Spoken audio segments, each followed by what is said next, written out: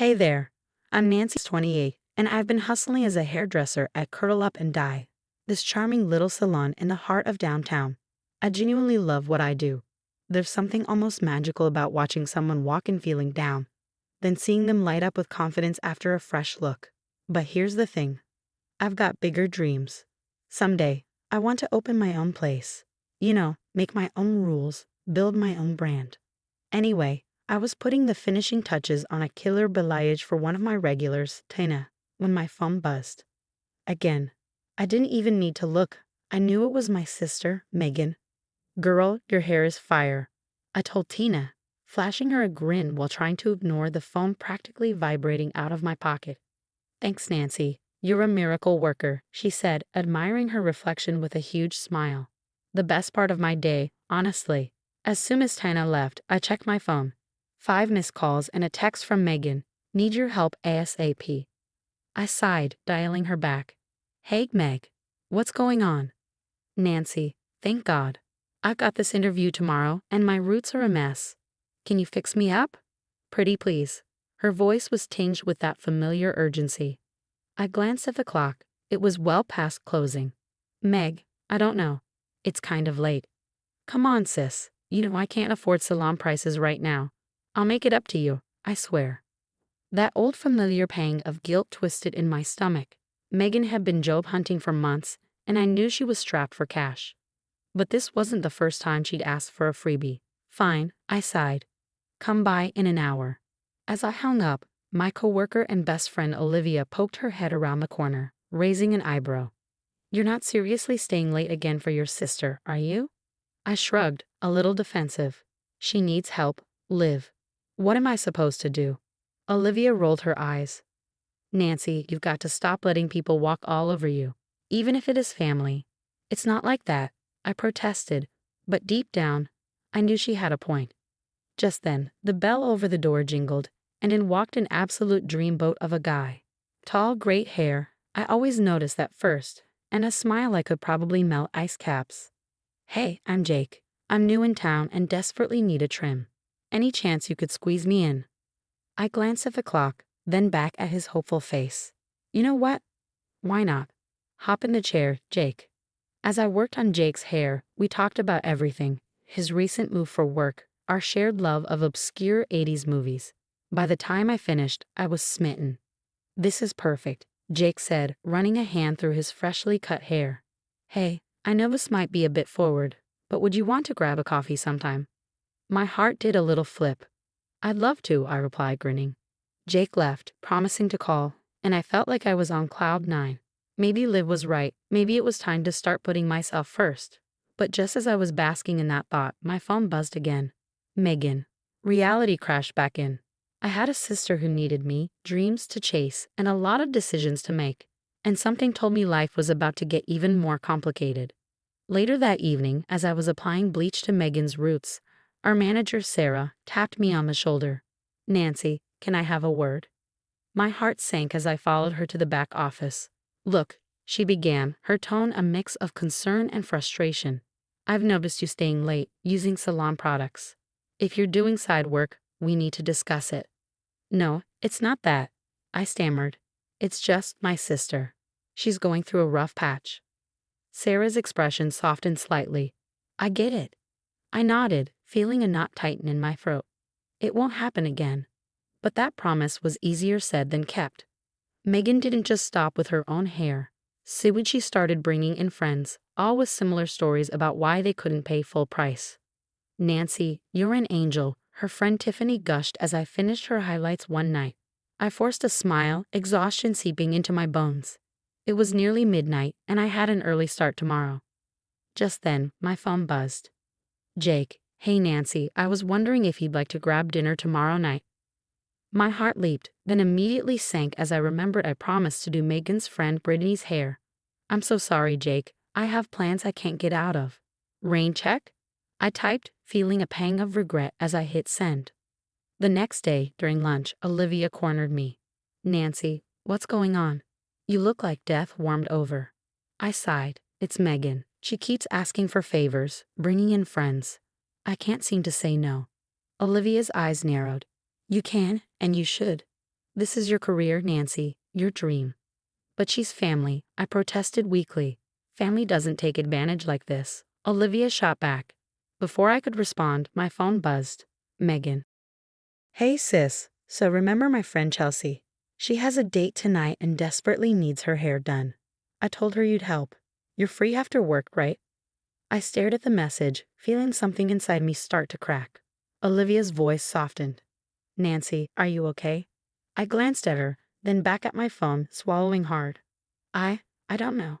The day wore on, each client, each call, and each demand pulling me in 1,000 directions. As I applied an updo on Chelsea that evening, I thought I was being discreet. But just as I finished, the door swung open, and there stood Sarah, arms crossed, her expression dark. Nancy, my office. Now. As Chelsea scurried out, I braced myself for the worst. Sarah didn't mince words. This is the last straw.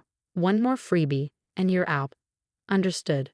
Shame burned my cheeks as I nodded. When she left, I dialed Megan, my hands trembling. We need to talk. Now. 30 minutes later, Megan strolled in, all smiles. What's up, sis? This has to stop, Meg. I nearly lost my job because of you. Her expression darkened. Excuse me? I'm not the one who agreed to it. Because you guilt-tripped me, you always do this. Oh, so now I'm the bad guy for asking my sister for help? Real nice, Nancy, real nice. I felt my temper rising. It's not just help anymore, Megan. It's constant. Free services, discounts for your friends. It's too much. Megan's eyes narrowed. Wow. Selfish, much? Wait till Mom and Dad hear about this. Their precious Nancy, too good to help her own sister. I stared, stunned.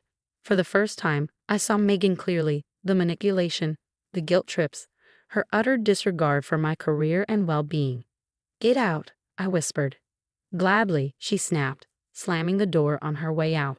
I sank into a chair, shaking. Olivia found me there an hour later, the words spilling out, the ultimatums, the arguments, the shame. Olivia listened, her face growing darker with each revelation. Nancy, honey, I hate to say this, but your sister is toxic. She's been using you, and it has to stop. I nodded weakly, knowing she was right, but the thought of confronting Megan again made my stomach churn. The next day, as I grabbed supplies from the back, I overheard a client talking in the waiting area. I'm not sure about Nancy anymore. I heard she gives freebies to her sister's friends. What if she's using cheaper products and paying customers to make up for it? I froze, my blood running cold.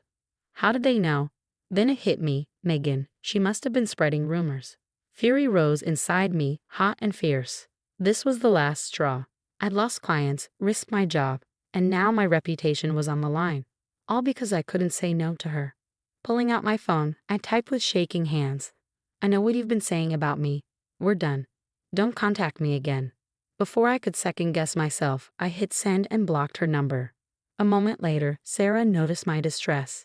You okay, Nancy? I took a deep breath. No, but I will be, I replied, taking a steadying breath. Sarah, I need to talk to you about something. As I laid everything out, the late nights, the free services, the way Megan had pressured me, it felt like a weight was lifting from my shoulders. For the first time in years, I felt like I was truly taking control of my life. After I finished, I looked up, bracing myself. I owe you an apology, I said. I've let my sister take advantage of the salon's resources. It was wrong, and it won't happen again. Sarah's expression softened. Nancy, I appreciate your honesty. We all make mistakes. Just don't let it happen again, okay? Relief washed over me. Thank you for understanding, I replied, gratitude filling my voice. That night, I did something I should have done months ago. I blocked Megan's number and removed her from my social media. As I hit that final block button, I felt a surge of liberation. A tinge of guilt lingered, but I quickly reminded myself of all the lies, manipulation, and stress I'd endured. No, this was necessary. The next day at work, I felt lighter, more focused. As I chatted with a client, I saw Jake walk in. My heart did a little flip. Hey, Nancy, got time for a trim? He asked with a smile. As I worked on his hair, we started talking. Turns out, Jake owned a successful coffee shop downtown. You know, Nancy, you've got real talent. Have you ever thought about opening your own salon? I laughed nervously. It's my dream, but it feels so far out of reach. Jake smiled. I thought the same thing before I opened my shop. Tell you what, why don't we grab coffee sometime? I can share some small business tips. Over the next few months, Jake and I met regularly. He helped me create a business plan, navigate loans and leases, and every meeting made my dream feel more achievable. 6 months flew by in a whirlwind of planning, saving, and hard work, and then finally, the day arrived.